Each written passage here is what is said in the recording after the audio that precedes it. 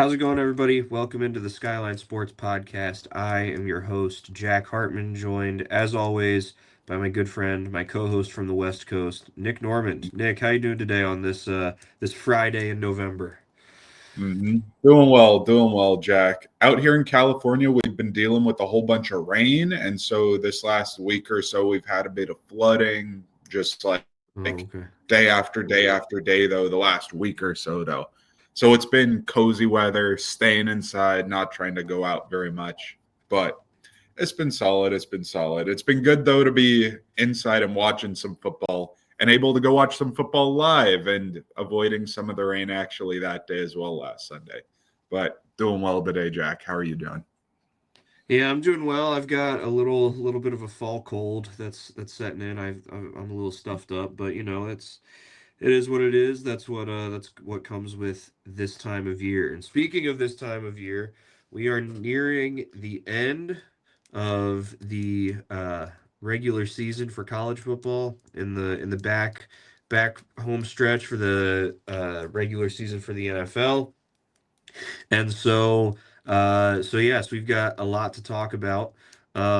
We did tease last week that we were going to do a couple of weeks where we had two episodes, one NFL, one college. This is not one of those weeks, but we do feel like it's important to briefly touch on a couple college football things because of the significance of them. And the first thing is that Virginia Tech has hired James Franklin to be their next head coach.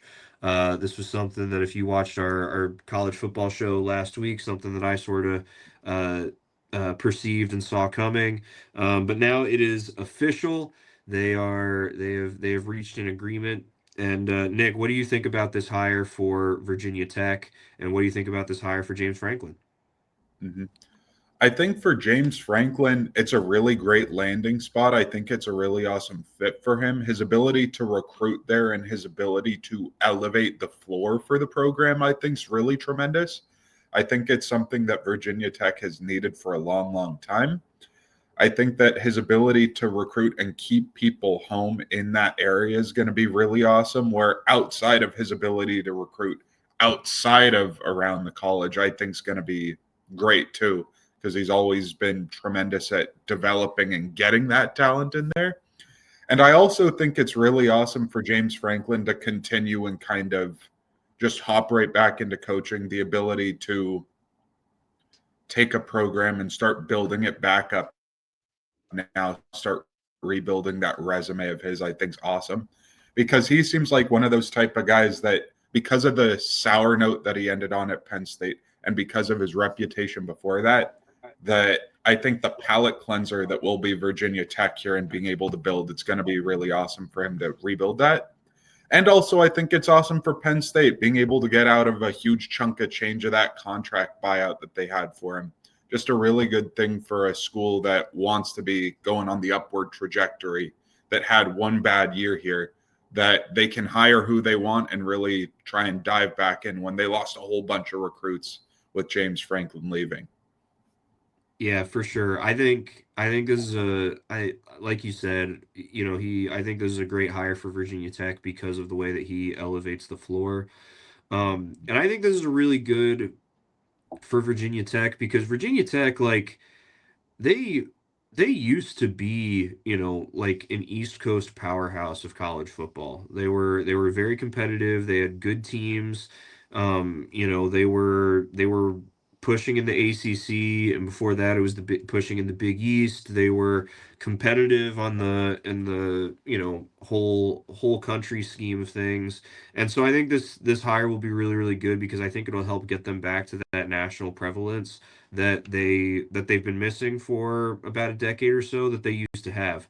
And so I think that'll be really good. And for James Franklin, I think it's really good because he's going in with low low expectations. I mean, not actually low expectations. Virginia Tech is expecting him to compete in the ACC, compete on the national sphere, but he's not going into a place that it's like, yeah, and we've been in the college football playoff for the last 6 years, or yeah, and we've been winning our conference or in the top two in our conference for the last 10 years.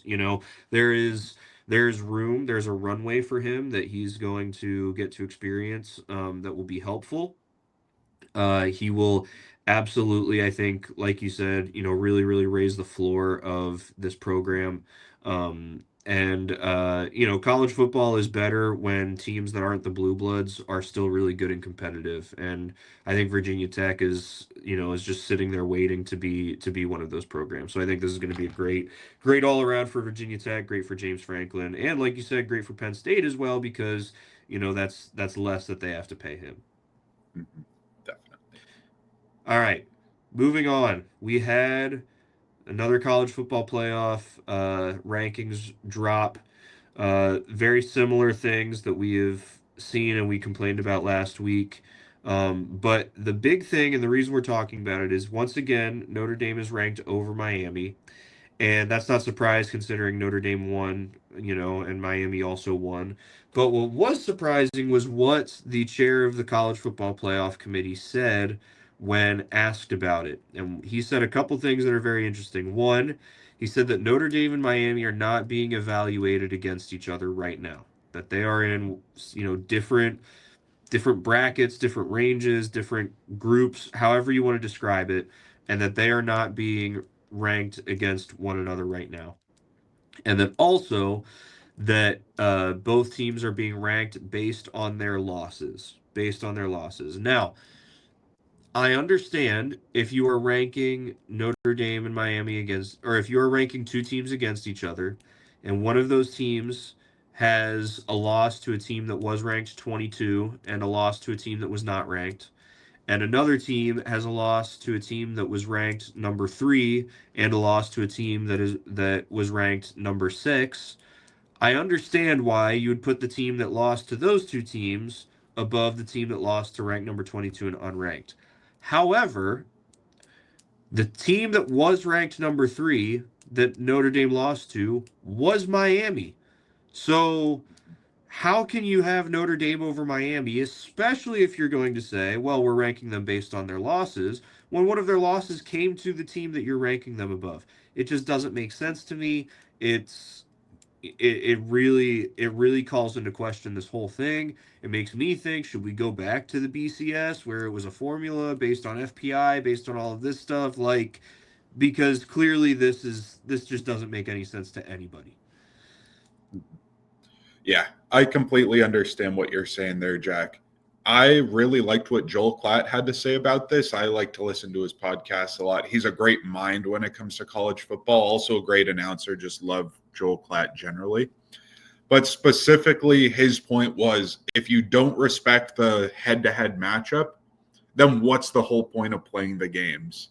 And basically, like if two teams play each other and they're right next to each other in the standings, you need to put the winner up above the other. And right now, because the two teams aren't being compared directly, because there is a gap between them, and the folks making the rankings, of course, can finagle that and could put Miami higher to make them directly compared.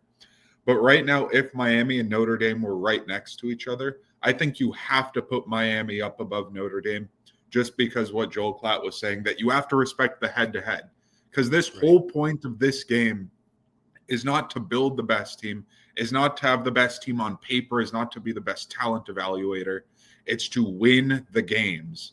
And Miami beat Notre Dame, and you have to respect that when comparing them head to each other. If they are neck and neck, you have to give it to the one who won, even if you're saying, oh, well, this other team, they have more talent. I think they're better. But it's like, no, it doesn't matter who you think is better. Who's better isn't always who wins, and you have to give respect to who wins. There's a reason that we count wins and losses in this and don't just go, why play the whole season and whoever we think are the best team gets to make it in.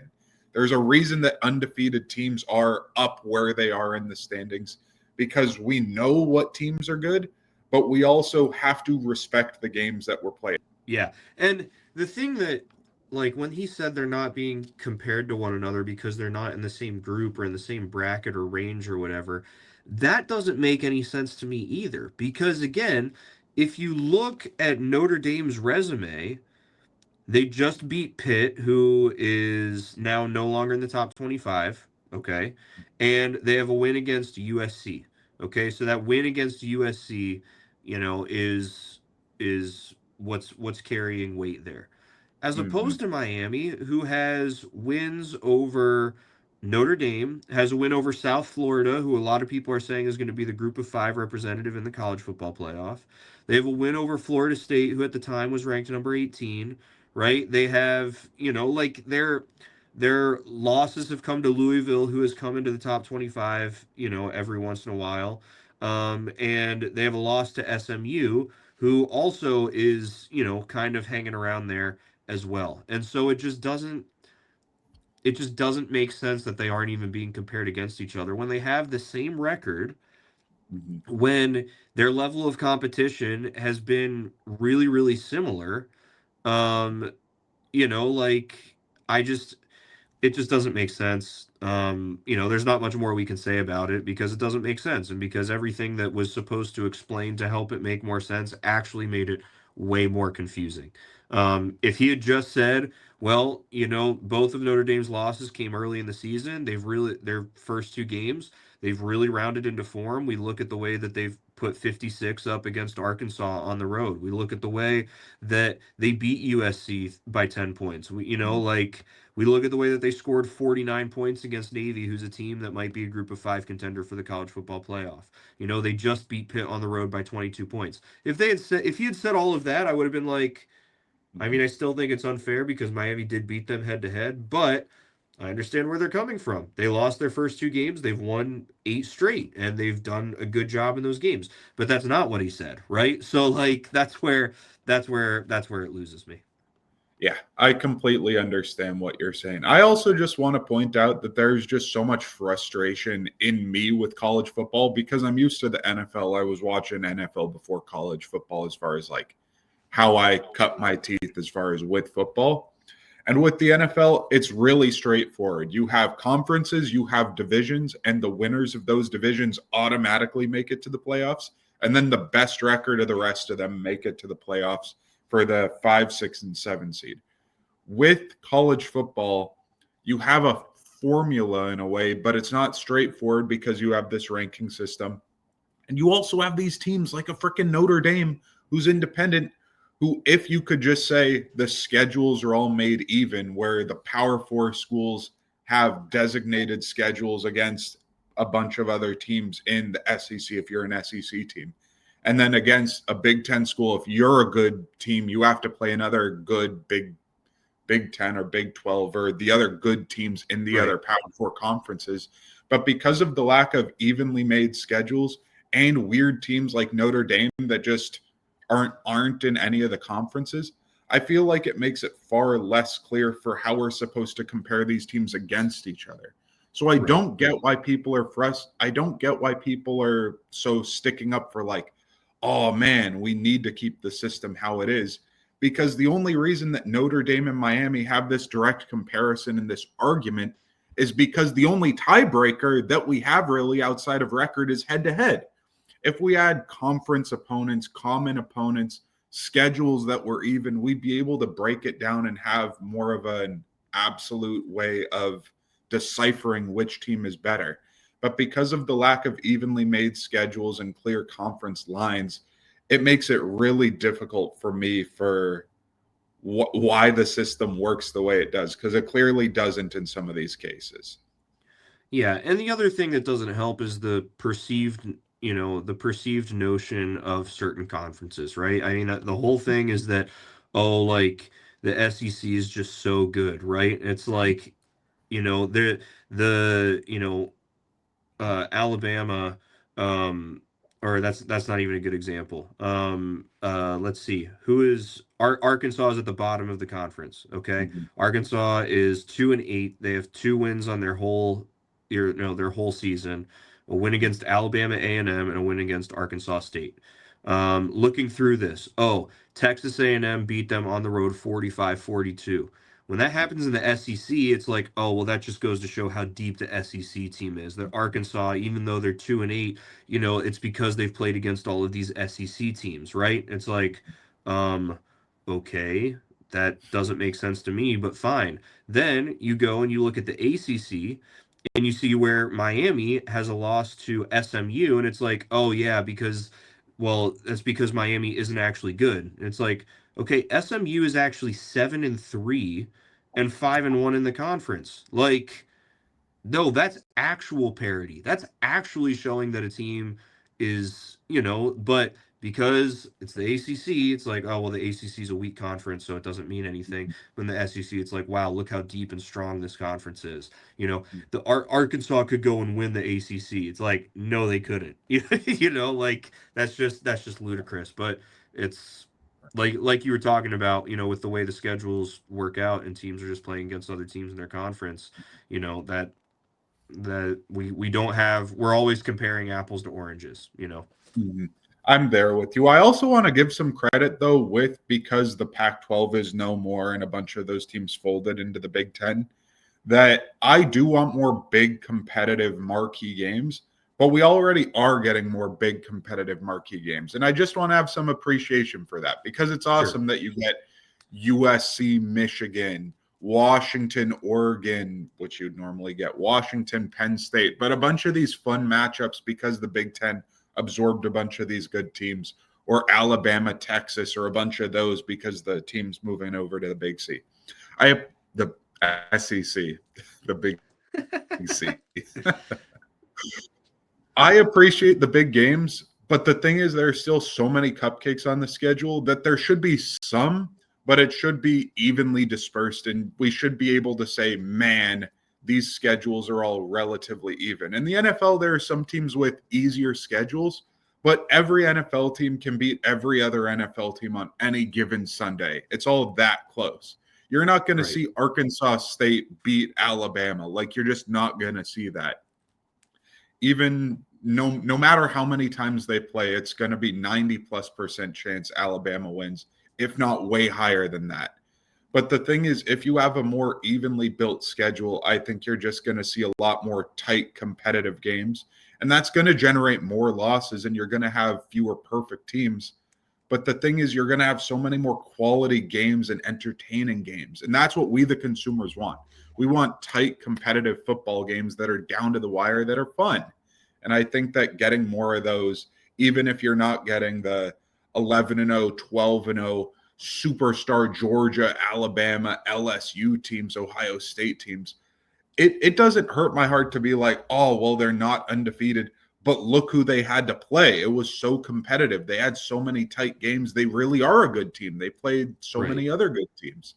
I think us, the fans, would have no problem with that if that became the norm. Yeah. Yeah, for sure. Well, let's transition into the NFL. Nick, we each have, a couple games we want to talk about going into next week, and also some stuff we want to recap for this week. Nick, what was a game and a team that really, really impressed you this last week? Mhm. So I got to go to Rams Seahawks, which I wanted to go to. I told you that I wanted to go to Rams Seahawks. It was a really competitive game. I don't know if any of the viewers or if you caught it, but it was down to the wire, field goal at the end game.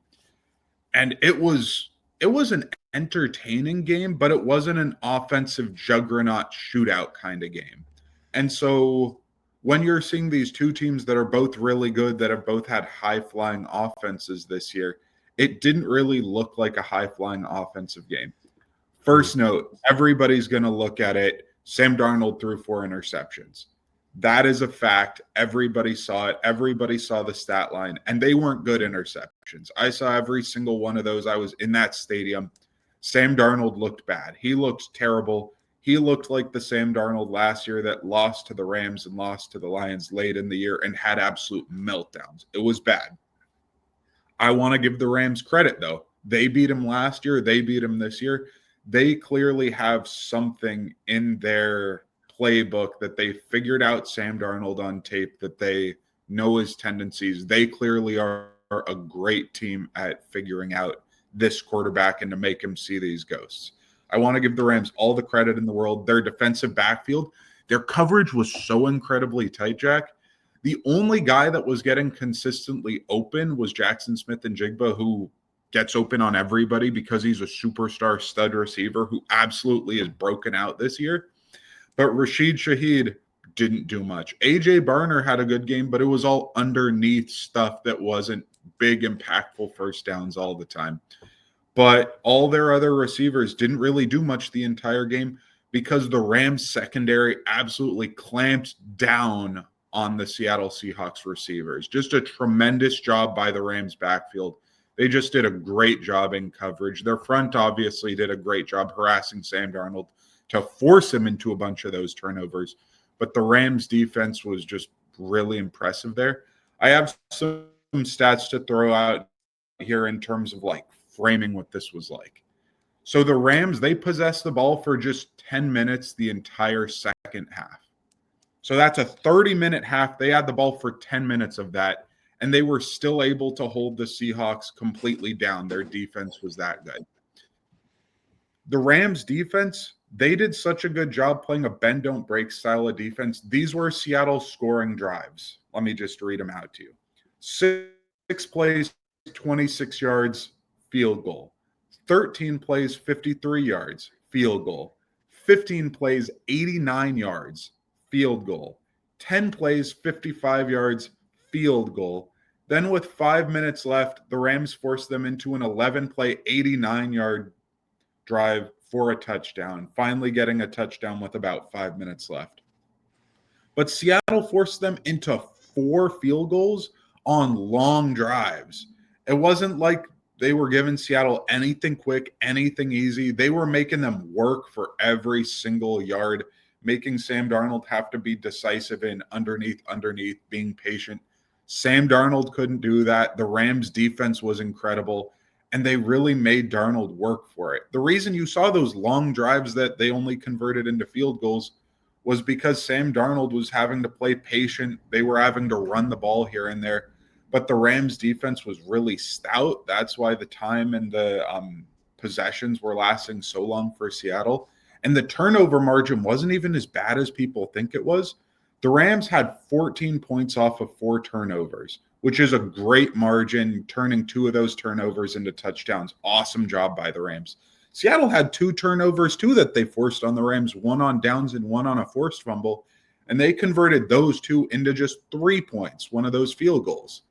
I just think that the Rams' ability to play timely, sound football, where it was a fully loaded, full team game, special teams was great for the Rams. Their offense was timely. Their defense was great.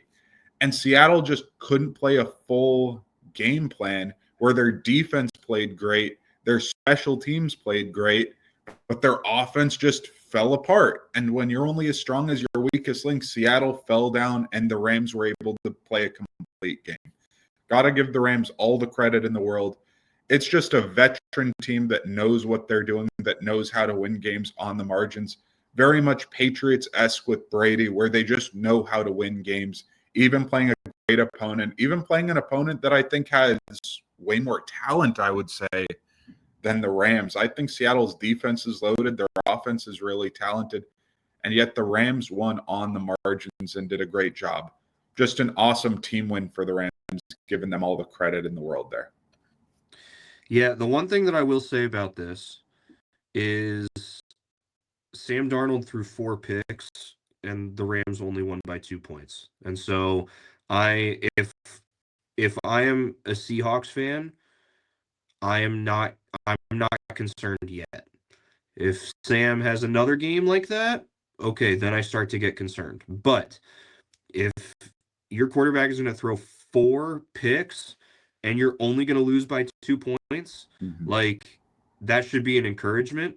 That in his worst game of the season against one of the best teams in the NFL and potentially the best team in your conference, you lost on the road by 2 points. That is something that you can at least go home with a little bit of no moral victories, especially when you're the Seahawks and we're 7-2 going into this game. But you can feel you can feel a little bit at ease when it comes to the measuring stick value of this game.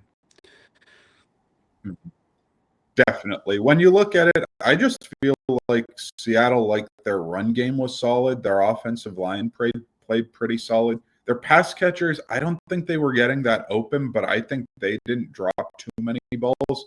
I just think that Darnold is the one to look at and be like, you are Sam Darnold. We've seen this Sam Darnold before. We're a bit worried. Yeah. And so I think that's where Seattle's big issue likely is.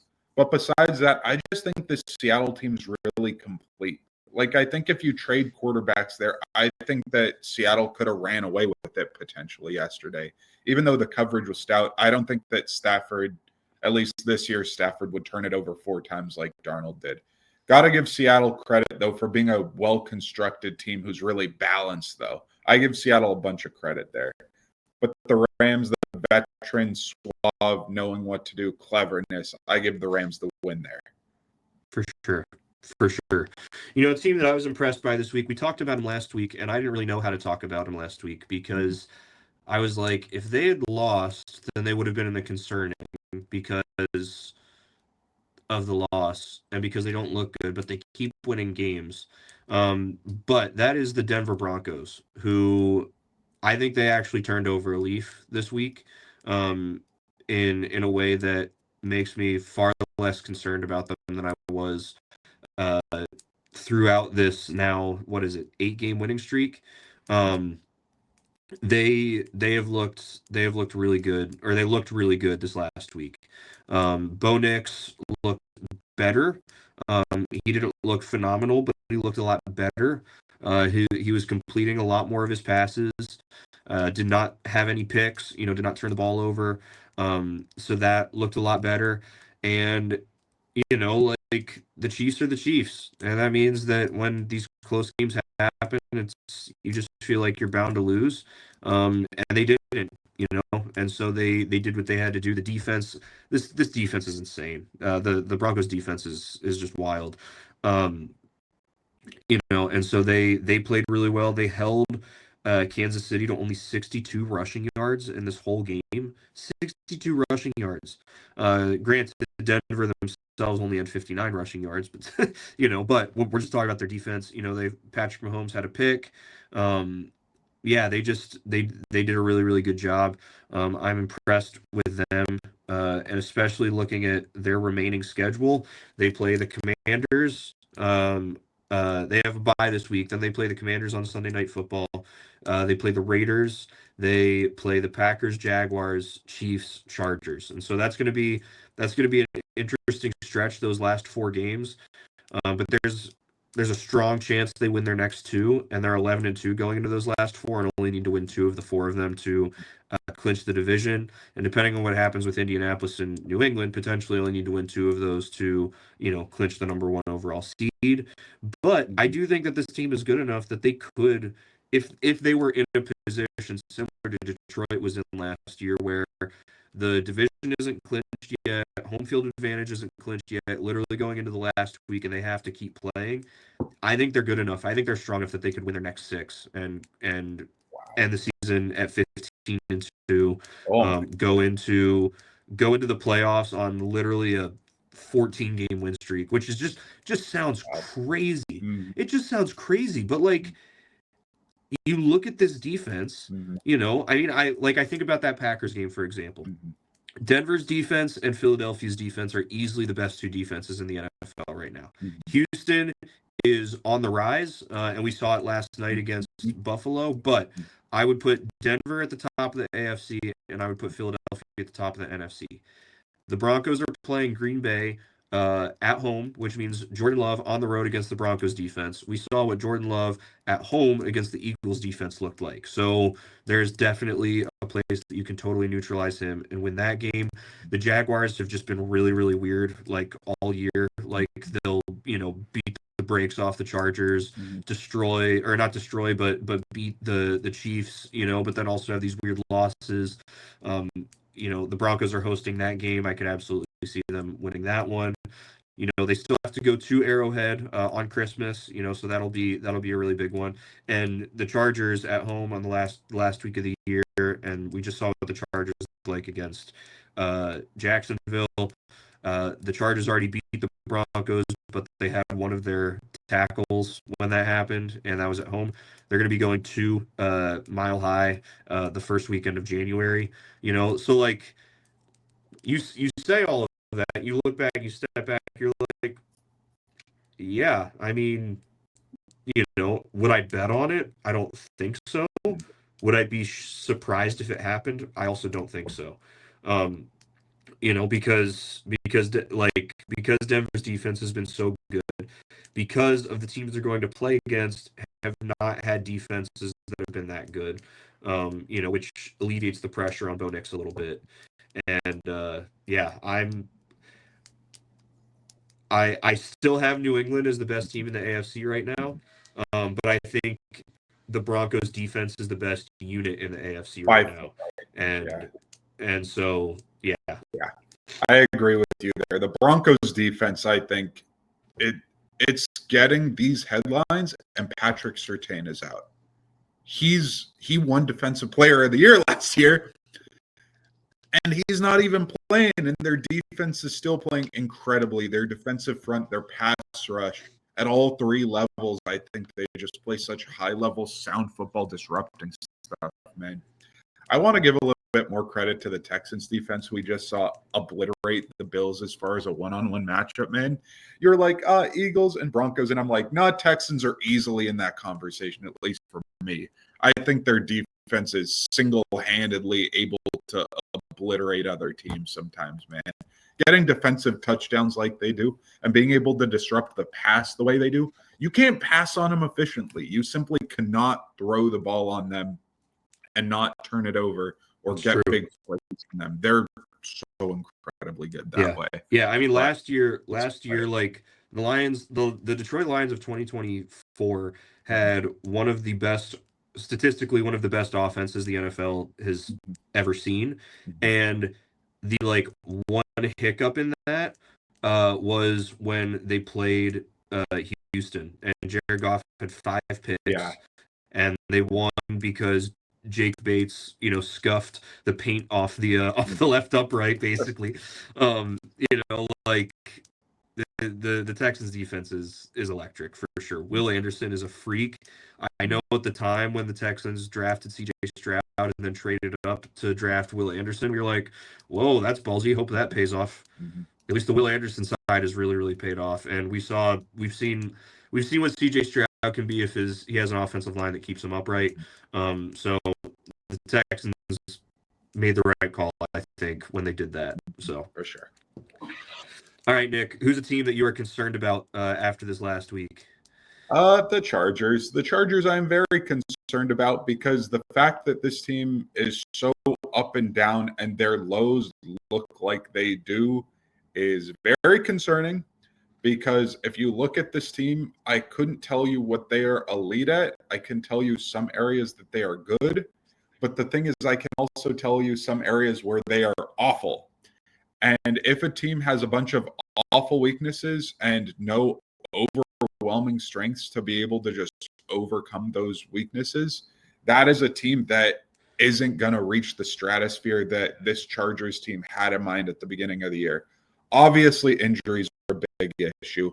Obviously, injuries you have to take into account with this Chargers team when you don't have your 2 starting tackles, you don't have your running backs. Like that entire issue with them, their running backs are dreadful and their offensive line is dreadful. If this team didn't have those massive weaknesses, I would look at them through a different lens. Mm-hmm. But because you are able to, if you get an efficient run game going on this defense, then you can throw it on this defense. You are able to play a complementary style of football that they aren't able to stop. And you are able to disrupt this Chargers offense. They are an offense that you can disrupt by getting a pass rush with 4, by not having to worry so much about their receivers because you are able to cover them with Brian Thomas Jr. taking a big step back with their rookie. And I'm blanking on homie from Colorado's name who plays both ways. Why am I blanking on his Hunter? Travis Hunter. He's obviously injured right now, and I think Jacoby Myers didn't really have a very impactful game. When you have those things and you're still being able to obliterate the Chargers, I think that's very, very impressive. And I think the Chargers just were dreadful in a bunch of different ways. But man, My main issue with the Chargers is that run defense and that O line. Because right now, this Jaguars running game, they let me just read to you 3 different running backs in this game. Bashal Tootin, 15 carries, 74 yards, touchdown, averaged 5 yards a carry. Travis Etienne, 19 carries, 73 yards, 3.8 yards a carry. Okay, not as good. 2 touchdowns, though, and 3.8 yards is still fine. LaQuint Allen, your dude, Syracuse kid, 8 carries, 36 yards, 4.5 yards a carry. Then Trevor Lawrence, 5 carries, 9 yards, and a touchdown. When you are letting up nearly 200 yards rushing to the Jaguars and they are able to get a complimentary pass game going against you, and you can't defend that, why is it that this Chargers team isn't able to lock down against one of the phases and then the other able to play well enough? Why is it that this pass defense wasn't able to stop a gutted Brian Thomas Jr. disappointment and Travis Hunter out Jaguars receiving core?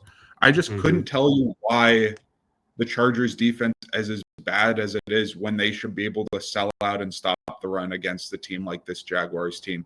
Because the Jaguars executed and did what they wanted to do, and the Chargers just could not disrupt them. And that was the big issue on defense. And the Chargers offensive line couldn't do what they wanted to do, and the Jaguars could disrupt them. It was just a mismatch in both of those ways. And seeing the Chargers team hit a low like that, very disappointing. Yeah. I think the thing that's really, really crazy to me is looking at the box score from this game. The Jaguars ran 69 plays. The Chargers only ran 45 plays. The Jaguars had 345 total yards. The Chargers had 135 total yards. But you know what the crazy thing is? The Jaguars had 10 drives. The Chargers had 9 drives. Only 9 drives. They averaged 5 plays per drive. Like, that is so bad. That is so bad. Like, it's rough. Like, everyone at this point, is you either have people that are like, man, you got to feel bad for Justin Herbert, or you have people that are like, we have to stop giving him all of this slack. There's an excuse every time. This is literally his offensive line could not keep him upright and could not keep him on the field. Like, what's he supposed to do? Like he only had so many opportunities. It's really rough. And then of course on top of that, you talked about the Chargers potentially, selling out to stop the run. The Jaguars could sell out to stop the pass because the Chargers don't have a run game. And so it's really, really unfortunate, like the way the injuries have really, really hurt this team this year, in the Chargers. Now, that said, they still play the Raiders once. They've got Cowboys on the road. Those are like the 2 games, but if they win those, they get to 9 wins, and that might just barely keep them in. It's tough to say, so it really sucks, especially after how great of a start they had when they had a team that was healthy, when they were firing on all cylinders. They looked really good, and now to be in this position. So I hear you in your concern for the Chargers, because it's rough. The team that I am concerned about after this week is my team. That is the Detroit Lions.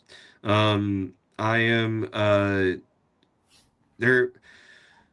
there are 2 lenses that you have to look at this last performance this last week from. One, the Philadelphia Eagles defense is by far the best in the NFC, and I think it would have taken a Herculean effort from anybody to move the ball and score points in those conditions against that team. That said, Detroit did move the ball, and they did not score points. People are going to point to the fact like, oh, see, Jared Goff can't play outside. That's not what I see after this game statistically. Completion percentage wise, this was literally his worst statistical game in his NFL career, which is crazy to think about considering how bad things were towards the end of his time with the Rams. But still, that was the case. There were a few drops that came in critical situations. There was a fourth down that they went for that Jameson Williams dropped the ball. Pass was a little low, but it went right through his arms. There was an Amon-Ra St. Brown drop that was uncharacteristic as well. But all of that said, um, this offense is concerning. It is not working the way that it should. It is not working as good as it can against good teams. It looks great against bad teams. I mean, it looks phenomenal against bad teams. But there's still kinks that are being worked out. You know, I do believe that the kinks can get worked out. I think that we've seen enough this year of the offense working well that it's not like, oh no. Um, but you're going to need to beat Philadelphia if you want to go to a Super Bowl, probably. You're going to need to beat, some of these teams. So I'm concerned about Detroit. I am concerned about what what the rest of the season will look like for them. It's not necessarily going to get easier. They've got the Giants this week. Then they've got the Packers at home on Thanksgiving. They've got the Cowboys at home the following Thursday. Then they go to the Rams, they host the Steelers, they go to the Vikings, they go to the Bears. Um, there's certainly, I mean, the weird thing about this team, like especially the way the offense is so Jekyll and Hyde, is like their offense, if it's the Hyde instead of the Jekyll, and if the defense even doesn't even play as well as they did this last week, they play like 75% as well as they did last week, they could win all of those games. Like they're capable of that. But we just don't know which offense is going to show up that day. I like that they have a get right game against the Giants at home before they host the Packers, and then they've got a get right game hosting the Cowboys. And I do think that's a get right game hosting the Cowboys. Traveling to the Cowboys and hosting the Cowboys are two very different things this year. So hosting the Cowboys, I do still view that as a get right game on a Thursday night before then having a longer week before going out to play the Rams. Um, but then Pittsburgh, Minnesota, Chicago to end the year. I do think that this team is a wild card team. Um, I I mean, again, it is so close in the NFC North that I'm not saying like, yeah, no, there's no way that they win the division. There's a chance that game against the Bears in the final week could be for the division. We just don't know. But right now, if I had to place a bet, removing all personal bias because I'm a Lions fan away from it, if I had to place a bet as to this team's ceiling this year, right now they look like at best divisional round exit at best. Um, Wow. I do think they have better than that in them. I absolutely do. I do think that there is time and opportunity for them to figure some things out. Um, Especially if they can, again, they're only one game behind the Bears. It's not like they're, out of the division race. So if they can win the division, and get a home playoff game to start and get the wheels, going a little bit for the playoffs, then it could absolutely go farther than that. But w- as I've currently seen them, it does not matter how good the Legion of Whom plays, uh, if the offense is going to look the way that it did on Sunday night. I attribute it to Jared Goff's poor performance. I attribute it to the offensive line not being consistent. It was weird the number of times that it's like on first down and second down, the offensive line is great. Everything works. They get to third and short. They can't convert. They go for fourth down. They can't get it. And it's like, what happened? Like we're getting these, 7 yards like it's chump change, and now here we are in a third and fourth and short, and just can't figure it out. Um, so all that said, I am concerned about the Lions. I do think that they absolutely have time, and they've got pieces around them to figure it out. Um, that and a schedule ahead that could lend itself to them figuring it out. But I'm also not going to sit here and say that I'm not worried about anything either. I understand what you're saying there. I will say, just to take heart, that a bunch of their losses have been against good teams. I would say, just like True. losing to the Eagles, I don't think's a huge deal. Losing to the Vikings was hard, but losing to the Chiefs earlier in the year, like it's a Chiefs team that can beat anybody. Like the Chiefs are the reigning dynasty, and losing to them and losing to them close isn't the end of the world. Like it was a two And they split. lost to the refs that game. So, Mm. so yeah. All right, Nick, give me a game or two that you're really looking forward to this week. I think that right now we're talking about Colts Chiefs. I just think that the Chiefs are up against it. I think the Colts are trying to stave off the pumpkin mode that is Daniel Jones. Even though it's after Halloween, I think that Daniel Jones is trying to stave off the multiple turnovers kind of games that he's been doing lately.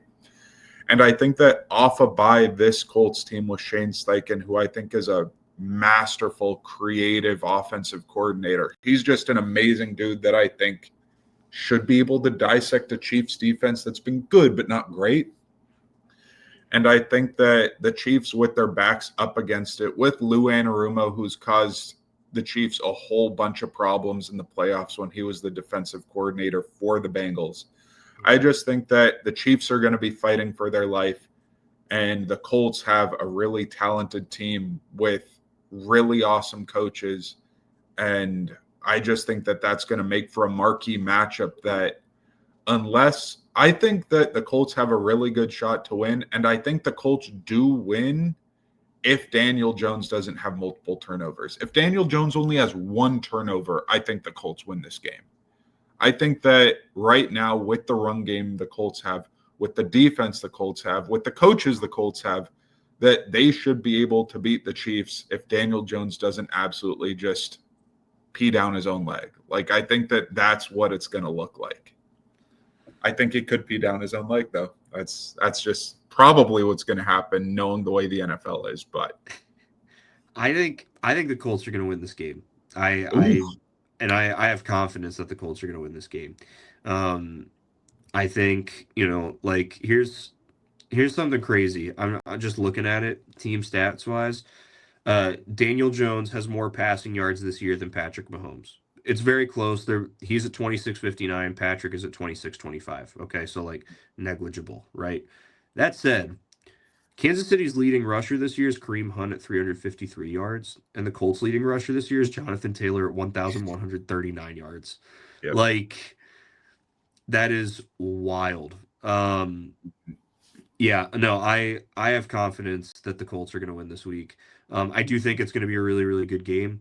Um, but I think that the thing about the Chiefs this year is the reason everyone keeps being like no this can't happen is because like oh well since Patrick Mahomes has been the quarterback of the Chiefs thus and such has never happened. Thus and such has never happened. It's like you know what? Those things keep happening though, right? So people are like, "Oh no, the Chiefs are going to win because Patrick Mahomes has never lost 3 games in a row."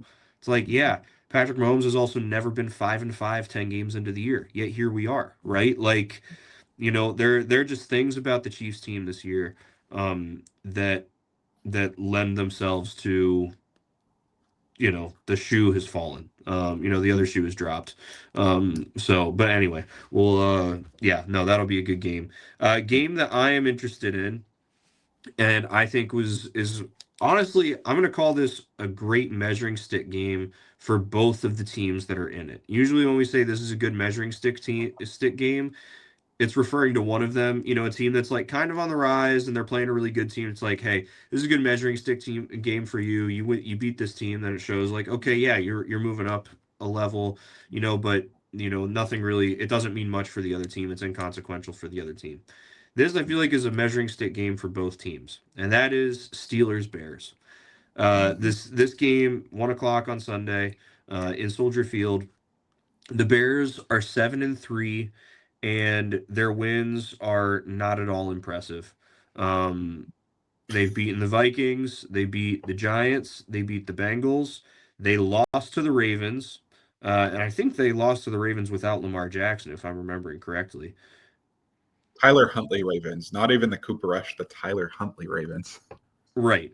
So they lost to the Ravens by 2 touchdowns. They beat the Saints, beat the Commanders by 1 point, beat the Raiders by 1 point, beat the Cowboys, got blown out by the Lions early on, and lost to the Vikings. So their good wins are what? Their good wins are what? Like if we look at their strength of victory, right? Mhm, Let's take a look at Chicago's strength of victory is a whopping 285. That means the mhm, teams that they have beaten cumulatively have a win percentage of 285. The teams that they have beaten like cumulatively have won 1 out of 4 games. mhm, Like, okay, this is we've talked about, like, oh, New England, they're 9-2, look at their schedule. But like, their wins have been more dominant. They haven't beaten the Raiders by 1 point. They haven't, like, granted they lost to the Raiders actually, but still, nonetheless, the Patriots have beaten the Bills. They've beaten the Buccaneers, So anyway, I think for the Bears, this would be like, okay, if you win this game, you're moving up a little bit in terms of the caliber of team that you're beating. For the Steelers, they are, just trying to keep the Ravens at arm's length away. mhm, And so this would be a really, really good and important win for them, especially because the Ravens, whether Lamar Jackson plays or not, are playing the Jets. So the Ravens, any given Sunday, but the Ravens are pretty much going to get a win this week. mhm, So that said, Pittsburgh can't slip up here. Good measuring stick game for them to get a really, really quality win on the road. Good measuring stick game for the Bears for them to get a win against a team that actually has a winning record. mhm, I think this will be a good one and an important win for both teams. mhm. Definitely a good pick. I think that the teams are in a similar tier, even though they're in different conferences. I think they're kind of similar. And I also think the Bears do, as you said, need a quality win. And I don't know that the Steelers are a great team, but I think they're a solid to good team. And so even getting that sort of win, I think will be a big win for the Bears. And if the Steelers can do it, they, as you said, keep the Ravens at arm distance, keep that stiff arm out on them. So Hmm. For sure. All right. Moving into predictions. Nick, what is your bold take, your bold prediction from this week? To remind everybody, this is a new segment that we're adding now that we're post trade deadline. Last week, Nick made the prediction that the Giants were going to lose out. And Jameis Winston is now the quarterback, which means anything can happen. But so far, still so good. My prediction last week was that the Super Bowl will feature a wild card team. That is, of course, TBD to see. But Nick, what is your prediction for this week? For the date is 11/21 and it is mhm. 1:32 p.m. What is your prediction? It's a pretty simple, straightforward one. I think the Lions are going to win the NFC North. Wow. Just easy, Okay. straight line to it. I think they're the best team in that division. They've played the best football, and they haven't even played great football. I just believe that that defense has reached a floor that they weren't able to reach last year with injuries, and I think that's bankable. And I think if this offensive line can get healthy, you're going to be able to produce some really solid offense. If you can get Laporta back, I think that this offense is going to be able to be really good. And so I think that the Lions probably just based on what I believe about them and how unsustainable the rest of the teams in that division are, I think that the Lions have a really good shot here down the stretch. Okay. I like it. I hope it happens. I hope it happens. All right. This might be the boldest prediction that we're going to have in this whole thing.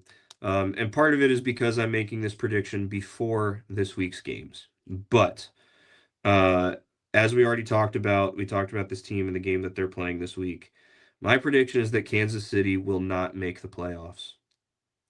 It is 1:33 p.m. on Friday, November 21st, and I predict that Kansas City will not make the playoffs. And here's why. I think the road ahead is too hard. I think they have dug themselves too much of a hole. Right now, they would be the number 9 seed in the AFC. Of course, the number 9 seed isn't a seed because that doesn't make it. The teams ahead of them, they have the Chargers, who already have a win against them and have a 2.5 game advantage on them, or 1.5 game advantage on them right now.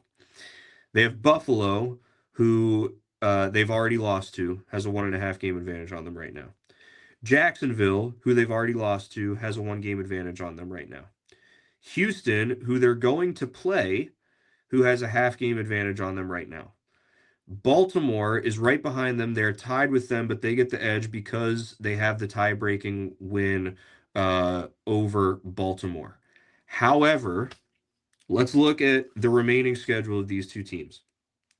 Kansas City, the combined record of the teams that they are going to play against moving forward, 38, 30, and 1. Baltimore, it's 35, 35, and 1. So already Baltimore is going to have an easier road. If we look at the exact teams, Kansas City has to play Houston, Indianapolis, Denver, and the Chargers, as well as Dallas, Tennessee, and Las Vegas. Dallas in Dallas, which again we already talked about a little earlier. Dallas in Dallas is different than Dallas, when Dallas is away from home. Baltimore has to play Pittsburgh twice, Green Bay, New England, as well as the Jets and the Bengals 2 times. I think that after this week, Baltimore is going to be ahead of them because Kansas City will lose to Indianapolis and will be 5-6, and Baltimore will get that win against the Jets and be 6-5. If that's the case, then again, they would be number 10 in the AFC, and they would have Baltimore, Houston, Jacksonville, Buffalo, and the Chargers all ahead of them. Combined with having the Steelers ahead of them, which right now seems like the only team that is leading a division that might end up being a wild card because of how far ahead Denver, New England, and Indianapolis are right now. But still, I don't think that Kansas City is going to be able to do it. I don't think that there are enough wins remaining on their schedule compared to the number of losses they would need from other people for other teams to fall back to them and for them to sneak ahead. We talked about how good Houston's defense is earlier. I think when Houston plays Kansas City, they're going to win that one. Houston will win that one, and then they'll get the head-to-head advantage over Kansas City there too. And at that point, Kansas City will be behind a ton of teams that even if they have a tied record with them and they're the number 7, tied for the number 7 seed, they do not have the advantage because they lost to them earlier in the year. Mm-hmm. I think that's a good call. I do think they're way behind the 8 ball, like you're saying. Losing all those tiebreakers to so many of those teams and having a tough schedule ahead. I do think that this Chiefs team is better than their record pretty clearly. Because last year, everybody was talking about Kansas City. They win all these one-score games. Like anytime that a game's in the balance, it's like, oh, Kansas City's going to win. The Broncos have a chance to kick a field goal to win last year, and Kansas City blocks the kick, or the Raiders fumble the ball and lose the fumble late in the game when they're in field goal range and stuff like that. Just weird stuff happened in Kansas City won, and they had an unbelievable record in one-score games last year. This year, they are 0-5, I believe. And being 0-5 in one-score games is ridiculously terrible the other way. I just think that Kansas City is probably more in the middle. Between last year, they won like 15 games, and this year they've won 5 games. I think it's way more likely that what this team is win half their one-score games and be a 12-win team like they've been, 12 or 13 wins most of Patrick Mahomes' career.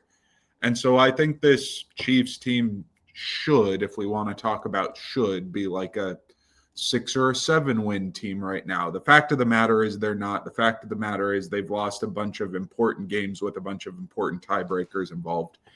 And so I don't know if they can dig themselves out of that. You made some great points as to why they won't be able to dig themselves out of that.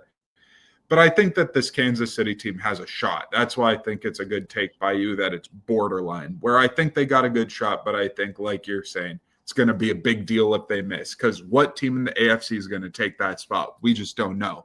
Is Drake May and the Patriots going to step up? Is Bo Nix and the Broncos going to make a Super Bowl? Like, we just don't know. But right now, with the way the Bills are looking, everybody would think the Bills are that team in waiting that Kansas City falls and the Bills jump on it. Not this Bills team, not the way they're looking, not the way that their offensive line and defensive line are playing, man. But definitely a fun season to be a fan of an AFC team. Yeah, yeah. The other thing that I just thought about and pulled up here is the schedule of that final week of the regular season. So the Chiefs play the Raiders in that final game of the season. But if you look at some of these other games and just where they fall, you've got Chargers Broncos. There's a chance that the Broncos have already been secured into their place in the playoff picture at that point.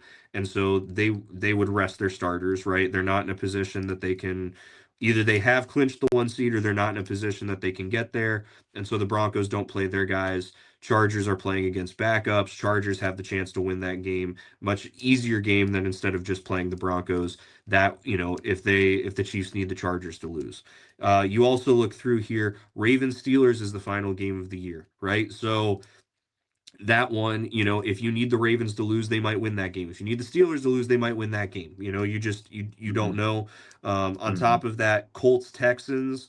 The same thing that I said about the Broncos might be the case with the Colts. The Colts might already be in a position where they've secured the 1 seed or they're locked into their position in the playoffs. They don't need to play their starters. The Chiefs need the Texans to lose. Well, the Texans aren't going to lose, because they're playing against the Colts.